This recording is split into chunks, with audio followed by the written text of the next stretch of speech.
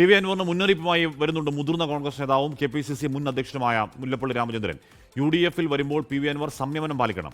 പാർട്ടിക്ക് വിരുദ്ധമായി അൻവർ സംസാരിക്കരുത്. UDF-നെ വഴിയമ്പലമായി കാണരുത്. അവസര സേവകന്മാരുടെ അവസാന അഭയകേന്ദ്രമായി UDF മാറരുത് എന്നും മുല്ലപ്പള്ളി രാമചന്ദ്രൻ കോഴിക്കോട് പറഞ്ഞു. PV അൻവർ തീർച്ചയായിട്ടും കുറച്ചുകൂടി സംയമനം പാലിക്കണം. അദ്ദേഹം കുറച്ചുകൂടി ഒരു അനുസരണയില്ല.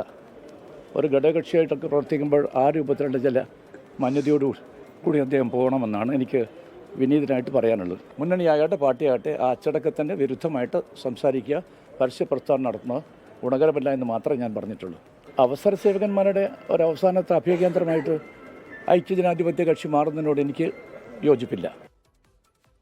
മിഥില ബാലവിവരങ്ങളും ചേർന്ന്. മിഥില, PV അൻവറിനെ UDF അസോസിയേറ്റ് മെമ്പറാക്കിയതിലുള്ള ഒരു അതൃപ്തിയല്ലേ ആ വാക്കുകളിൽ കേട്ടത്? ഉപദേശ രൂപേണയുള്ള വാക്കുകൾ കേട്ടത്?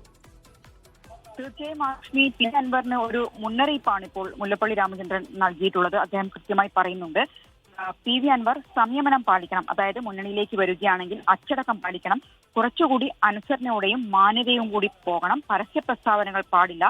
തനിക്ക് അതേസമയം തന്നെ അദ്ദേഹം പറയുന്ന ഒരു കാര്യമുണ്ട്, PV അൻവറിനോട് വ്യക്തിപരമായി തനിക്ക് വൈരാഗ്യമൊന്നുമില്ല.